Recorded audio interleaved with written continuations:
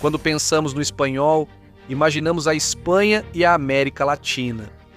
Mas há uma pergunta que surpreende muita gente. Por que o espanhol é tão bem falado na África? Não é por uma única razão. Foi por colonização, por contato comercial e cultural, por migrações históricas e, mais recentemente, pela educação e diplomacia cultural. Na Guiné Equatorial, o espanhol continua sendo língua oficial. E em outras regiões do continente, o idioma deixou sua marca, como Marrocos, o Saara Ocidental ou os acampamentos saarauís de Tindouf.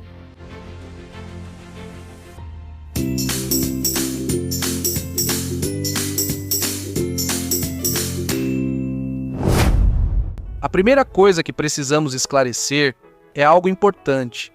Nem toda a presença do espanhol na África tem a mesma origem. Às vezes foi resultado direto do domínio espanhol. Outras vezes surgiu pelo contato entre povos, pelo ensino escolar ou até mesmo pela história de comunidades expulsas da Península Ibérica. Por isso, para entender de verdade esse tema, é preciso olhar o mapa africano por partes. O caso central é a Guiné Equatorial, porque é o único país africano em que o espanhol se consolidou como língua oficial do Estado. Seu vínculo com a Espanha começou no século XVIII, quando Portugal cedeu à Espanha as ilhas de Fernando Pó e Ano Bom, além de direitos sobre parte da costa do Golfo da Guiné. Mais tarde, na partilha colonial da África, no final do século XIX, esse domínio acabou se concretizando no território que hoje conhecemos como Guiné Equatorial. Com o tempo, o espanhol passou a ser a língua da administração, da escola e da vida pública. Após a independência de 1968, houve períodos muito difíceis e até momentos em que o espanhol foi perseguido. Mas depois de 1979, o idioma foi introduzido como língua do Estado, da administração e do ensino. A Constituição o reconheceu como língua oficial e mais tarde foram acrescentados o francês em 1998 e o português em 2010. Embora diferentes estudos indiquem que o espanhol continua sendo o grande eixo de coesão institucional e cultural do país. A Guiné Equatorial não só conserva o espanhol por herança histórica, como também o institucionalizou. A Academia Equatoriana da Língua Espanhola foi fundada em 2013 e desde 2016 faz parte da Associação de Academias da Língua Espanhola. Isso significa que o espanhol da Guiné Equatorial já não é visto como uma raridade, mas sim como uma variante legítima do mundo hispânico. Por outro lado, no Marrocos, o espanhol também deixou uma marca importante, mas por uma combinação diferente de fatores. Um deles foi o protetorado espanhol no norte do Marrocos, vigente entre 1912 e 1956, que favoreceu a presença do idioma em cidades e espaços administrativos, educacionais e comerciais do norte marroquino. A isso se somou a proximidade geográfica com a Espanha e um contato entre as duas margens do Mediterrâneo. Mas o Marrocos tem ainda uma história ainda mais antiga, a do judaico-espanhol ou sefardita. Após a expulsão dos judeus dos reinos hispânicos em 1492, muitas comunidades sefarditas se estabeleceram no norte da África, especialmente no Marrocos, e levaram consigo variedades do espanhol que sobreviveram até hoje. O espanhol continua tendo visibilidade no Marrocos, principalmente pelo ensino e pela ação cultural. O Instituto Cervantes mantém uma rede importante no país. Rabat coordena sedes e extensões em várias cidades, e além disso há centros em Tânger e Tetuão, entre outros. Isso mostra que Marrocos continua sendo um dos principais espaços africanos abertos ao contato com a língua espanhola. Antes de continuar, não se esqueça de se inscrever neste canal e ativar o sininho para ser lembrado quando houver um novo vídeo. Outro capítulo-chave é o de Ifni e o do Saara Ocidental. Em Ifni, ao sul do Marrocos, a presença espanhola foi mais breve, mas deixou uma marca clara.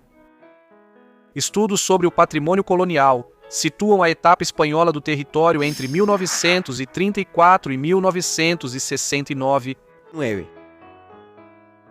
No Saara Ocidental, a presença foi ainda mais forte. A ocupação colonial espanhola remonta ao final do século XIX, e diferentes pesquisas a situam de 1884 até o abandono do território em 1975. Nessas décadas, o espanhol funcionou como língua administrativa, escolar e de contato com as instituições coloniais. Mas o idioma não desapareceu completamente. Nos campos de refugiados saharauis de Tindouf, na Argélia, o espanhol continuou vivo como língua de educação, memória política e relação internacional. Isso quer dizer que o espanhol não é apenas um resto do passado colonial, mas também parte da identidade cultural de muitos saharauis, em convivência com o árabe, o hassania e outras línguas ao seu redor. Em vários países africanos, especialmente os de tradição francófona, o espanhol entrou pela escola. Um caso claro é a Costa do Marfim, onde o espanhol foi incorporado ao sistema educacional durante o período colonial francês como língua estrangeira. E depois da independência, ele foi mantido nos programas de estudo. Esse padrão também é observado em outros países da África subsaariana. Isso quer dizer que, em muitos lugares da África, o espanhol não é falado porque foram colônias espanholas, mas sim porque se tornou uma língua útil para estudar, trabalhar ou se conectar com o mundo hispano-falante. Senegal, Costa do Marfim, Camarões ou Nigéria aparecem hoje na órbita institucional do espanhol, que se tornou uma língua para estudar e se conectar com o mundo hispano-falante. E em outros países, estudar e se conectar com o mundo hispano-falante mostra um crescente interesse pela língua. Agora, a grande pergunta: existem hoje planos de expansão do espanhol na África? A resposta correta é sim, mas não no sentido territorial ou colonial, e sim no sentido educacional, cultural e institucional. A expansão atual do espanhol na África acontece por meio de centros de ensino, exames oficiais, cooperação universitária, publicações e redes de hispanistas. Um exemplo muito claro é o Senegal. O Instituto Cervantes tem hoje uma sede em Dakar, e sua própria documentação o apresenta como o primeiro grande centro da instituição. Subsaariana.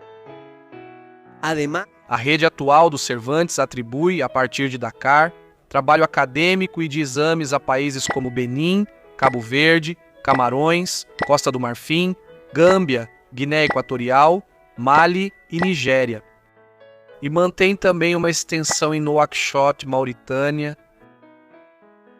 Isso demonstra que o espanhol realmente está crescendo na África, mas por meio da educação, certificação e presença cultural, não por domínio político.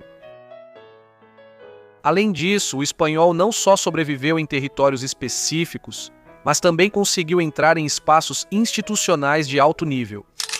O caso mais importante é o da União Africana, cujo próprio marco normativo estabelece que o espanhol é uma das línguas oficiais da organização e de suas instituições, junto com árabe, o inglês, o francês, o português e o swahili. Essa presença não foi casual. Ela se deve tanto ao peso internacional do espanhol, quanto ao fato de que países africanos, especialmente a Guiné Equatorial, o incorporaram à vida diplomática continental. Até mesmo o Parlamento Pan-Africano decidiu reconhecer oficialmente o espanhol como uma de suas línguas de trabalho. E você, sabia dessas informações sobre a origem do espanhol na África? O que você acha dos programas de expansão do idioma nesse continente? Deixe sua opinião nos comentários. E isso é tudo por hoje. Se você gostou deste vídeo, não se esqueça de deixar seu like e se inscrever neste canal. Também te convido a ativar o sininho para receber notificações quando houver um novo vídeo. Até breve.